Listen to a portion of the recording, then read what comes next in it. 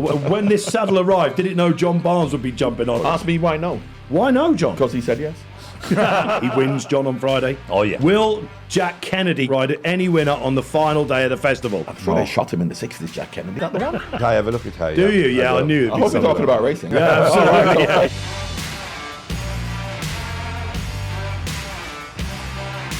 Hello, happy Cheltenham, everyone. Right through the biggest week of the year, of course. Welcome along to Joe's, Jockeys and Jackpots, episode 3 in partnership with Boylesports. Now, Dave Orton, your host. Every week you're getting to know the gig now. I am joined by 2 special guests. Very special this week indeed. Joining me back, let's crack on, shall we? John Shark Hanlon, trainer extraordinaire and Boylesports ambassador. John, welcome back along. Thank you very much. It's the 2 Johns this week because we've got footballing legend John Barnes joined me as well, and we're going to test your horse racing knowledge today. John, welcome along to Joe's Jockey and Jackpots. Well, you better test the footballing knowledge as well, because I know a little bit more about that than horse racing. And you know I'm a Watford fan. You can test my Watford knowledge. Yes, we could. I haven't got all Watford. day. In fact, I know you're a Watford glory hunter, because you started supporting us in '83 when we were finished second in the league. Now, I was only tiny, John. You don't go as often now, do you? No, but I can remember it, and I wish those days were still here. Chark, we are in the middle of Cheltenham. On a scale of 1 to 10, I know the answer here. How excited are we for the Gold Cup? 11. 11. Absolutely fabulous. John, I guess you're more of an Aintree man with the Liverpool connection, of course, but you've been to Cheltenham before, you've seen it. I have, yeah, and it's only recently that I found out that, of course, from the point of view of the quality of all the horses, Cheltenham is the place to be. I mean, listen, I play for Liverpool, and even growing up in Jamaica, everybody knows the Grand National. I don't think they know a lot about Cheltenham Gold Cup in Jamaica. But however, I remember when Red Rum was running and my dad used to put a bet on. But it's only recently that I've been involved in football that I understood that for the real racing aficionados, Cheltenham is the place. I'm going to ask you about some of your ex-pros and all the things that you got up to, John, as well. Okay, shall we get out the gates? This is our topical look at the latest talking points. And as we're recording through the middle of Cheltenham week, the obvious starting point is Friday's Cheltenham Boodles Gold Cup. Shark. We spoke last week when we had Will Greenwood on the show about you not going to declare Hewick. How tempted were you? Sure, the weather was coming right and everything, but I had my mind set on Liverpool, so the National, so I stuck to my guns. Well, the National, I thought you meant the football club then when you said Liverpool. No. Because, we're running high in the league now, so everybody loves Liverpool. So when he said I had my mindset on Liverpool, I got it wrong. You meant the... You got it wrong, you meant the National. The National. Okay. We'll see John, you up there. This is a good time to have you, because in horse racing we like a 1 next to our name, all right? So Liverpool have got that right now. John, you've mentioned the Cheltenham Gold Cup, you know the wider audience. The Grand National is one race. We'll talk about that a little bit. Do you think the wider population would understand exactly what it is, or do we need Shark to tell you all about the race? Oh, you definitely need Shark to tell you about the race, because as I said, from a prestigious point of view, and I suppose apart from the people who know the Grand National and Aintree and the history of that, whereas from a quality point of view and how difficult it is, you need people like him to explain. Take it away, Shark. So the distance of the race, why is it so hard to win? Any race is hard to win, but this race is very hard to win. You have the top French horses, Irish horses, English horses taking on each other, and everyone, when you're growing up, people want to win a Gold Cup. Your father has horses. The Gold Cup is the race you want. And it hasn't changed over the last 50 years. And the crowds in Cheltenham will be amazing Tuesday, Wednesday and Thursday. But Friday, it'll be huge. Yeah. And you should stand in that ring and look around and see all the people looking down into the ring. People mightn't look at racing on Friday or Saturday at home, but I guarantee you to watch the Gold Cup. Yeah, okay. I'll give you a football analogy for that. From Bill Shankly's time, Liverpool's time, when they were winning everything, the most important thing and the hardest thing to win is the Premier League, not the Champions League. You can be lucky to win the Champions League. So the Grand National is now the Champions League, and of course it's prestigious, everyone talks about the Champions League. But for the English teams, as much as the fans and even from the prestige point of view, but what is much more difficult to win is the Premier League, not the Champions League. You can't miss a beat, in other words. And this year, going for the race, we've got the hot favourite, Galopin des Champs. Willie Mullins going for a nearly unprecedented 3rd win in the race. He hasn't missed a beat, okay? He comes into it with 2 wins around Leopardstown next to his name. John, why is he so good? I don't know, we'd love to know that, but he is very, very good. He's class. Since he was born, some of these horses... they have it, or it's like a soccer player. You have it or you haven't got it. And this horse has it. He has it big time. All right, so he wins, John, on Friday? Oh, yeah, he wins. And I think the race will be ran to suit him as well, because everyone knows how good he is. There'll be 8 runners, 9 runners, and they'll all want to be second. So he'd probably jump out, make the running, and they'll all be in behind watching each other. Like, coming up that hill, you'll see him 7 or 8 lengths in front, and they'll all be running for second place and third place. Okay, so Shark thinks that Galopin wins.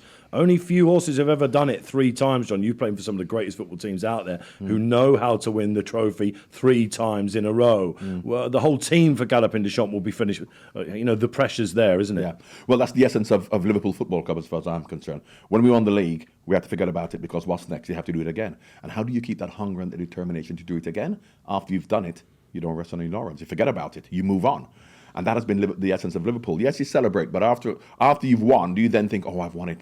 3 months into the season, we won it last year. Yeah. As soon as it's finished, you forget about it and you then prepare to do it again. And you can see, to use another footballing analogy, you can see how Manchester City have done it for 3-4 years. Then all of a sudden, look at them this year. So it's very hard to maintain that year after year after year. That's when you need the right mentality and the right discipline to be able to do it. And I'm sure horse racing is the same. It's tough at the top. As much as I don't understand, maybe the jockey knows, yes, he's won 3 times, but does the horse actually know that he's won to then say, I'm going to be training again and again, or do you have to push that horse? Or is the horse himself competitive to know that I'm going to do it myself without being pushed? Listen, 'tis the trainer that pushes the horse. Willie Mullins is there, brilliant man, knows the game. The horse well. has to be willing to be pushed, though. And that's when there's a special yeah, horse. he has to be willing, but the way you prepare for the whole year, maybe only run him 3 times, and the horse will know when he gets to Cheltenham, And he's a Cheltenham. I'm running. There are other contenders, of course. We've got Banbridge, who also comes over from Ireland, for Joseph O'Brien. He won the King George. He's been saved for this. He's got his ground. Yeah, he has his ground, but he's not the same class. And then we've got I Know the Way You're Thinking for JP McManus, of course, the great owner in the green and gold silks. He is the current Grand National favourite. He's short price for that, John. Are you surprised that they've supplemented him here? I'm delighted to supplement, because I want to go to Grand National win with my horse, so I'm delighted to supplement him here, because I think a horse that can go here, gets a hard race, won't be there for the National, so I think he will be second. Yeah. He's a good horse, and I think he himself and Badbridge second and third, but he's no chance of beating the winner. I always hear about in horse racing where the going's good and it's wet and it's dry. Now, this horse you're talking about, who's going to win? I mean, does it depend on how the ground is, for example? If it rains a lot or if it's dry, doesn't matter. He handles everything. Yeah, Banbridge would be different now. If it rained, Banbridge would have no chance. All right, okay. Do you know? But he handles every ground. Yeah, the bookmakers are fear in this one, John, that's for sure. Shark, in terms of where this sits in the season, we have Cheltenham, of course, then we look towards Aintree. We've got the Boylesports Irish Grand National as well. This year, what are the gaps between them? Do you think we'll see all the great horses going for those festivals too? I think you'll have a lot more of the horses this year, because there's nearly a month between the two of them. And you'll have horses that go to Cheltenham and go on to Aintree, and they'll probably win in Aintree. But Cheltenham is a tough track. It's a hard hill. And if they get a hard race coming up that hill, in my opinion, they can't win a month later. The real tough horse, maybe. But the 90% of the horses that will go to Cheltenham won't win in Liverpool. All right, now, this is an interesting question, and one for John, where you could give Shark, and I might need it too, to be honest, fashion. Okay, Cheltenham and Aintree. You've been to Aintree. Come on, you used to love dressing up for that, didn't you? Cheltenham is for racegoers who dress like tweed and they look like they're racegoers.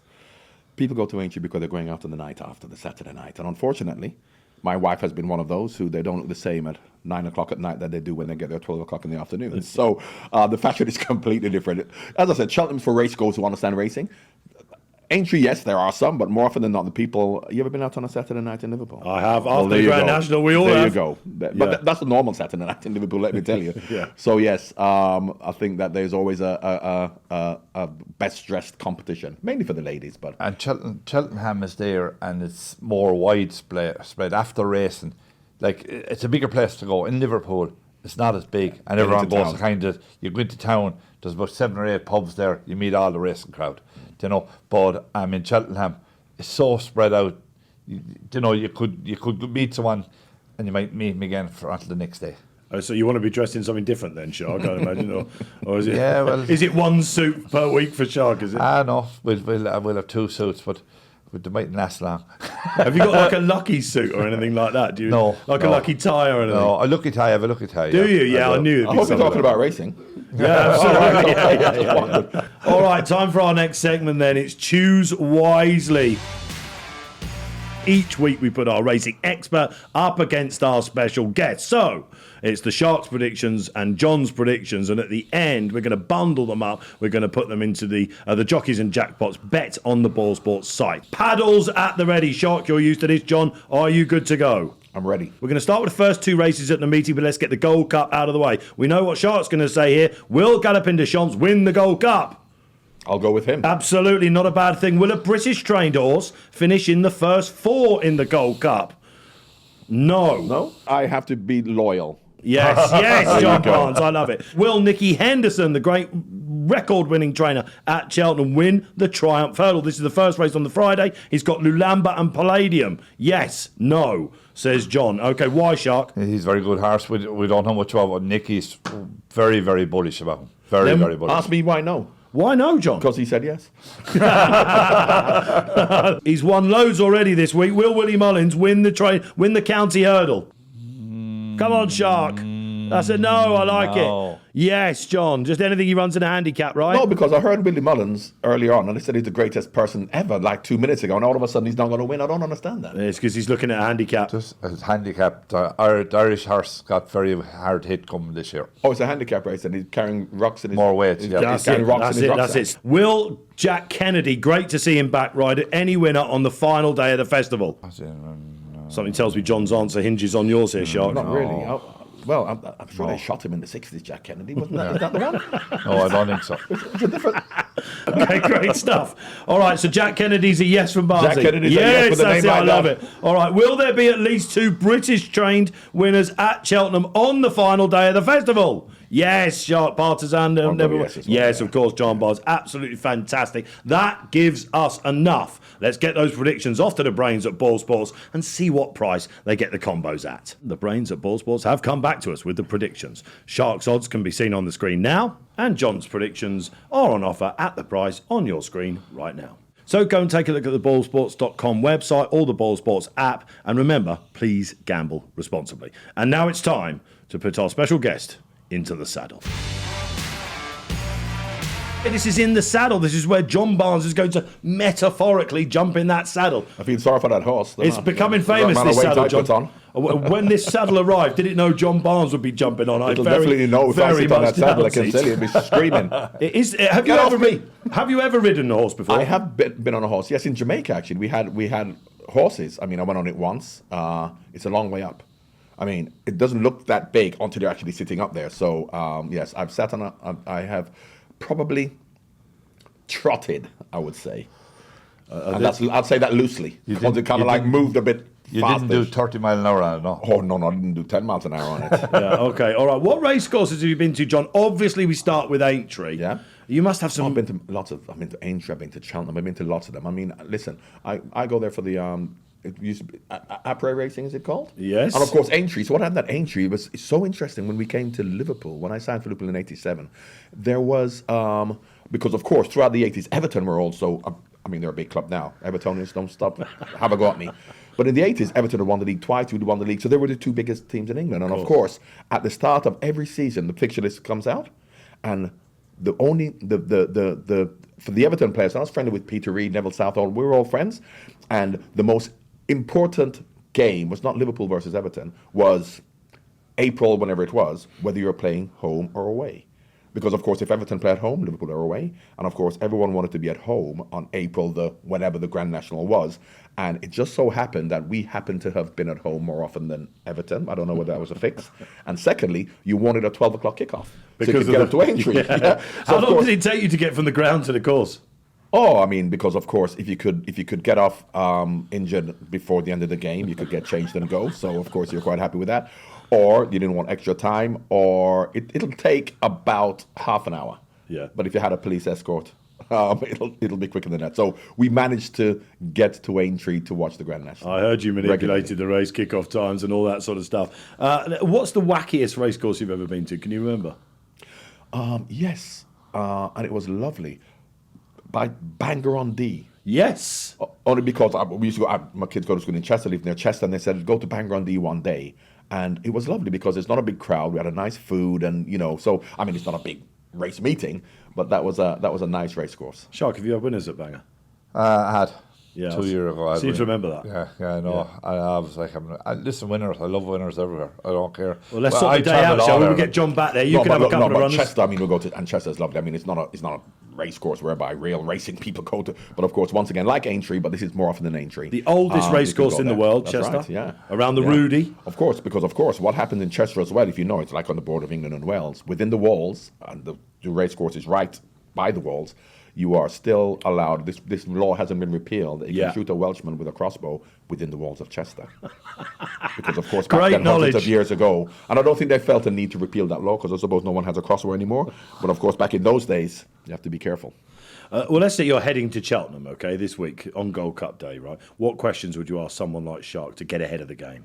What I always ask, I remember when Ian Rush was, and he used to own horses, and Jan Mulby used to go, and of course, because they understand horse racing, so they do understand that if they give you a tip, it may not win. Whereas people like me and my best friend who doesn't speak to Ian Rush to this day doesn't understand that, because when you get a tip, it should win. Yeah. And of course, the tips that they would like to give us is a 7-4 on and all those crazy odds. I'm talking about a 10 to 20 to 1 cert. That's what I'm after. Right. No one has been able to deliver so far. No such thing, No Shark. such thing. There is no such thing. However, because of course I'm when I manage Celtic, I do JP McManus and all of that, and you go to aficionados, and of course they give you good tips. Every now and again, a 30 to 41 comes up, and somebody knows. I want to be his friend. Can you remember the best tip you've ever got? Keep your money in your pocket. Yes, absolutely. Absolutely. Yeah. There was a horse named after you. Did you ever catch wind of that? It was trained by the great John Gosden. Was it called No It was Chance? called Johnny Barnes. All right. It's now a stallion in France. It did well.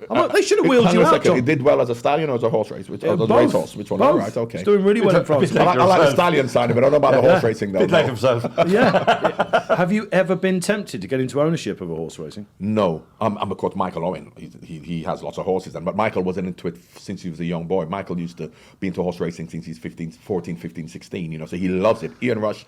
So I've never really, I love the occasion and the day. And I also understand that, of course, there's a lot that goes into owning a horse, because it's not just owning a horse. Because I remember Rush used to complain when he had to pay for the horse to be fed and he had to pay for it to be trained, because he just thought you own a horse and that's it. Yeah, but it's not like having a winner.